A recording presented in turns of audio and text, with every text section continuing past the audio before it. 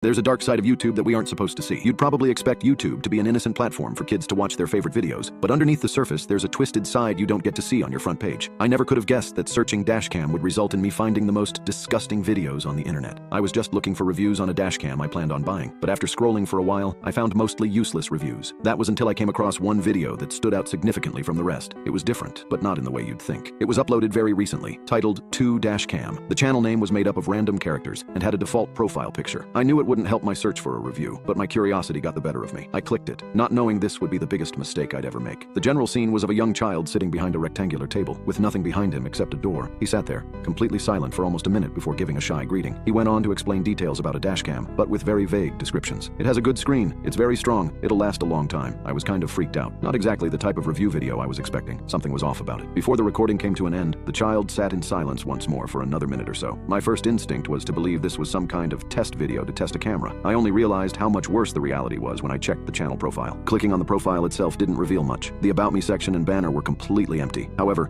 there was one other video on the channel, titled 1dashcam. It was uploaded just 1 minute before the second video. The preview photo was nearly identical, just an image of the same child sitting on the chair. So I wondered if they were testing multiple dash cams. Just as before, I allowed my curiosity to get the best of me and opened the second video. This is when I realized this wasn't really a video at all, and instead was one frozen frame from the other clip. A soft ringing noise grew louder during the first few seconds, followed by a robotic voice reading several facts about, apparently, the child. Name, Rodney Wilson. Age 9. Mother location, jail. Father location, deceased. Cause of death, birth. Several moments of silence later, the video ended. A horrible feeling grew in my gut. Surely this wasn't what I thought it was. I told myself it was some cruel joke, but even if it was, finding humor in something so disturbing was completely uncalled for. It looked like an advertisement to sell the child. There must have been a hint somewhere of what the purpose of the videos were, but one thing about the account stuck out to me. A number of people were already subscribed to the channel. Not many people, but more than seemed reasonable for an account made only a few hours earlier with random numbers as the name. I didn't question the subscribers too much since they all looked pretty normal at a glance, though seeing them gave me an idea. The best way to find out what these videos were was simply to wait for more of them, so I myself subscribed and left it at that for the time being. I never could have guessed what I had just gotten myself into. A good portion of the day passed before I logged back into YouTube to check on the account from earlier, though to my surprise it had been deleted. No more subscription, no more videos. That was it, until the next morning. I was met with a message on my YouTube account. It said, "You have subscribed to Eyes Below the Sun study," then provided 2 links, but at the end of the message it specified, "Please remember, no one has been harmed." Due to the sender of the message being from another account of mixed numbers, I knew this must have come from the person behind the other profile,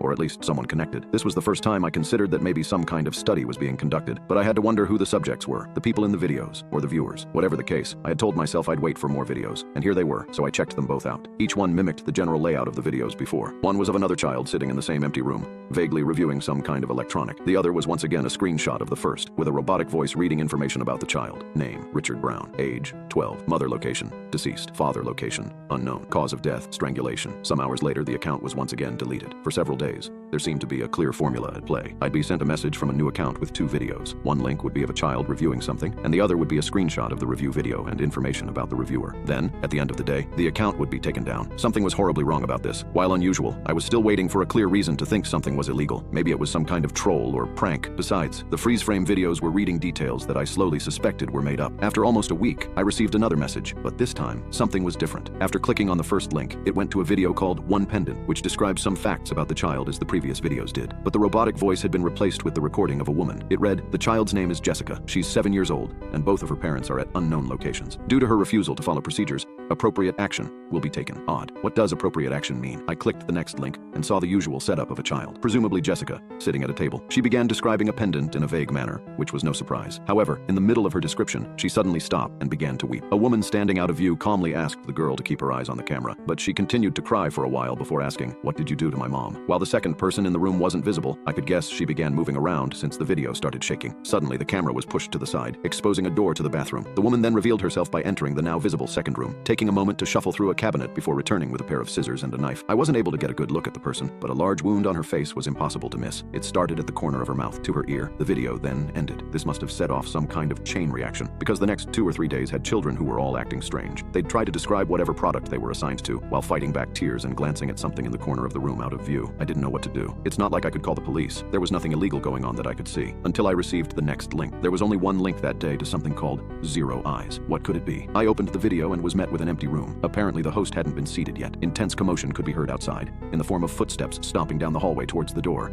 and muffled screaming, apparently from a kid. When the door opened, a man burst through holding a child in his arms. Tape had been put over the boy's mouth, and his arms were tied behind his back. After kicking the door shut with his foot, the man practically threw the child onto the table with so much force that the camera fell over. The scene had changed from the usual table to the corner of the room where the previous children had been uncomfortably glancing at. This laying on the floor naked was the girl from the pendant video, motionless, with wounds covering her entire body. Dried blood streamed down from her eyelids that had been savagely cut or ripped off. While she'd clearly been there for several days, her eyes very slightly vibrated. The child was dying, but still alive. Suddenly, text on a black screen popped up with the words, "Do not be alarmed," for several moments before the video ended. This was the last straw. I wrote down the numbers of the account and the video name before rushing out of my house to the local police station. I can only imagine how frantic even trying to speak was challenging, and it didn't help that the officers impatiently demanded I calm down. Eventually, however, I managed to tell them what I had seen, and they requested I sit tight while they checked out the video themselves right there. Maybe 15 minutes passed before the officers returned to me. Unfortunately, I didn't get there fast enough. The account and video had already been deleted. I didn't lose hope, however, because I knew I'd get another video the next day, so I promised to return when the proof of this nightmare arrived. That night, I didn't sleep well since the mental image of the mutilated girl was stuck in my brain. I couldn't check my messages on YouTube fast enough when I awoke, and what I found was the following. Hello, you have been unsubscribed to Eyes Below the Sun study. Link 1. Please remember, no one was harmed. Upon clicking the link, I gasped at the title of the video. It was a 0 immediately followed by my YouTube username. With a terrible sinking feeling in my stomach,